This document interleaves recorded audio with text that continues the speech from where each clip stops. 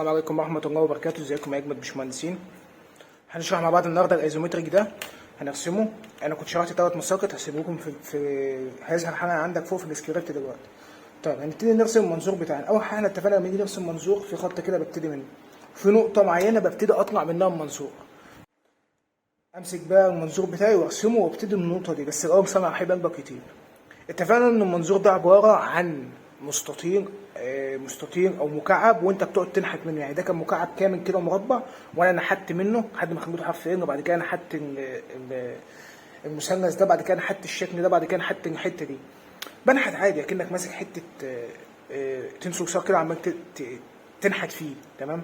طيب جميل جدا. هنبتدي بقى نرسم. اول حاجه انا لما اجي ارسم منظور ببتدي من مسقط معين. انا اجي امسك السايد فيو وابتدي ارسمه الاول، ارسم حرف الان اللي باين ده. طيب حاجم السنه دي واطلع بالسايد فيو، همشي المسافه دي كلها كام؟ بزاويه 30. همشي 35. ممكن احط المثلث بتاعي مسطره تي هنا كده، وطالع مسافه قدرها 35. تمام. بعد كده اطلع بخط قائم مسافه كام؟ قدرها 10. ايه ده 10؟ بعد كده اروح المسافه دي. طب المسافه دي قد ايه؟ المسافه دي هروحها لحد احنا كنا اتفقنا ان المسافه دي 10، يبقى انا همشي المسافه دهيت 25. يبقى انا همشي كده 25 اهو. 25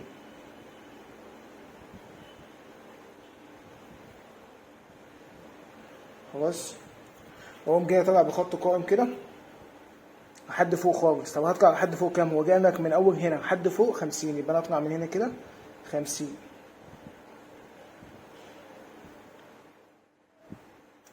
بعد كده هتيجي تقوم جاي نازل الشويه دولت. طب الشويه دولت هتخشهم قد ايه؟ يعني انت هتخش الشويه دولت قد ايه؟ هطلع المسافه دي، ومش هنطلع المسافه دي كده. المسافه دي كلها كام؟ قال لك المسافه دي هتبقى ناقص ال 10. يعني لو هو قال لك المسافه كلها 50 ناقص منهم ال 10 دولت، يبقى المسافه دي 40. يبقى انا اطلع من هنا 40 كده،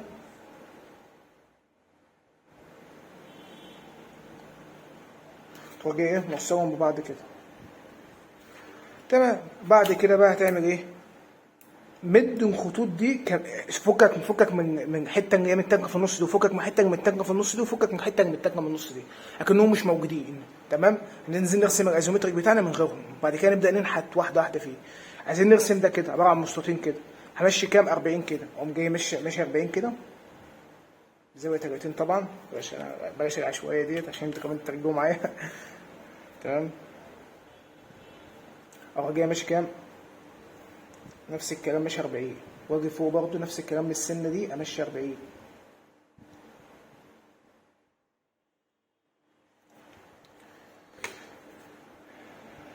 بعد كده اطلع كده بخط قائم.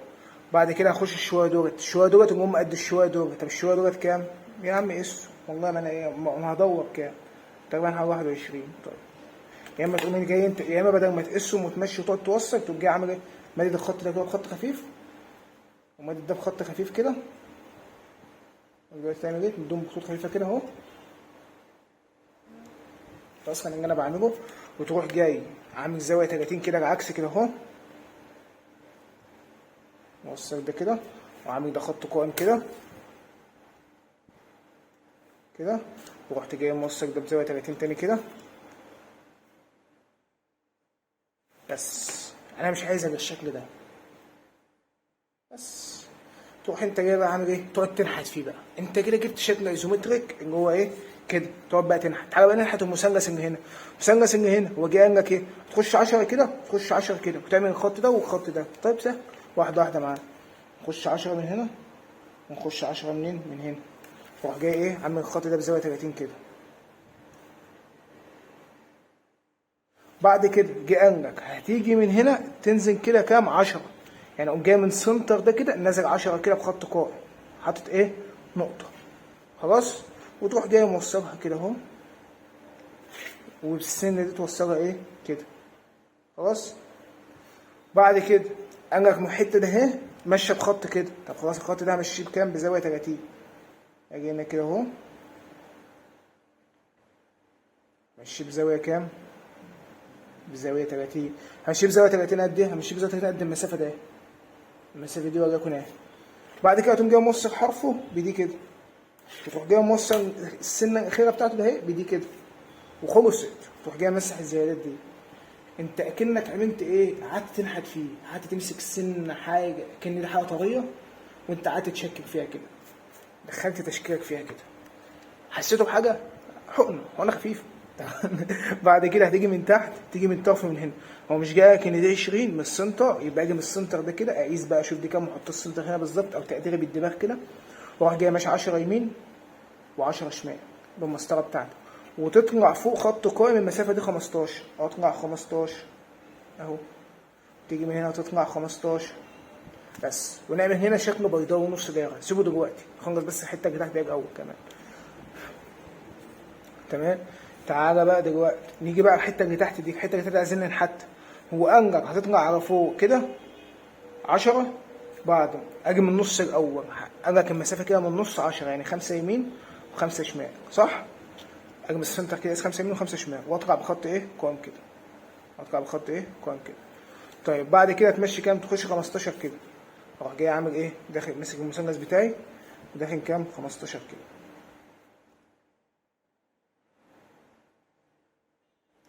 اوكي، داخل 15 كده. تمام. واروح جاي ايه؟ بقفلها بتاعتي خالص كده، اقفل عادي جدا. تمام. بعد كده هتيجي، مش هو كان كل ده كده وجي من الزاويه دي، من الزاويه اللي تحت ده اهي، وصلنا الخط اللي فوق. تمام. امسح بقى الحته اللي جوه دي كده، الداخليه دي مالهاش لازمه دي كده، ووصل اكنك باص من السايد فيو الزاويه دي بدي كده. بذمتك حسيت بحاجه؟ رسمناها في منت كمان. تمام. بعد كده هنعمل الشكل البيضاوي ان هو من فوق ده. طب الشكل البيضاوي ده نعمل ايه؟ مماس طبعا. احنا اتفقنا ان ده السنتر اهو. تمام. لو ده السنتر كده، الشكل البيضاوي ده كام؟ قال لك القطر بتاعه كله 20، يعني انا هاجي افتح نصف قطر 10 اللي هي نصف قطر 10 هات البرجر بتاعك. احنا هنعمل خطوات بيضاوي عادي. نفتح 10 كده. تمام. برضه تعالى نعمل السنتر بتاعنا هيبقى قائم كده. فتحنا 10، علامة فوق، علامة هنا، علامة تحت، علامة كده. بعد كده هتقوم جاي قايس 20، ماشي 20 كده بزاوية 30.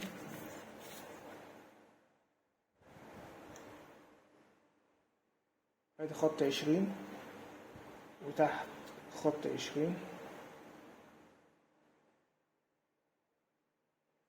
واروح جاي ايه؟ توصلهم ببعض كده عادي جدا. وصلهم. بعد كده هتلاقي عندك زاوية منفرجة فوق وزاوية منفرجة تحت. تروح جاي عادي ركز هنا كده في الزاوية اللي تحت دي، عامل الشكل البيضاوي بتاعك. خلاص.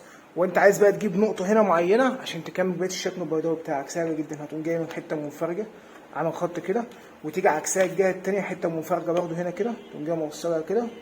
بس انت عايز خط واحد، تيجي هنا في تركز في النقطة دي. طبعا شرحت ازاي ترسم شكل بيضاوي لبس اصلا لوحده فيه. تروح جاي عادي جدا راكز وعامل ايه؟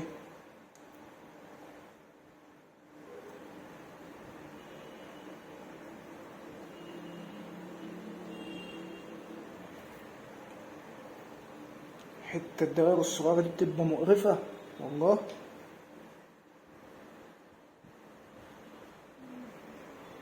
ماشي. يا اما بقى انا والله كنت اصلا زمان كنت بعمل ايه؟ بجيب الشكل التاني اللي هو اللهم صل على حبيبك النبي، البيضاوي اللي انا كنت شرحته لكم وقلت لكم في الادوات، وتقوم جاي انت عامل ايه؟ الكيرف ده كنت بعمله زمان بيه اصلا. يا اما تيجي باي دايره عندك وتقوم جاي عامله مخلص نفسك، ما دام انت عملت الخطوات دي بيديك الدرجه صح كده. اتمنى اكون قدرت افيدكم، واي حد محتاج اي رسمه يبعتها لي، او اي سؤال او اي حاجه يبعتها لي، وانا هرد عليه واعمله بقى فيديو كمان. وانت استفدت ما تنساش تدعمني بكومنت وجاي جميل منك.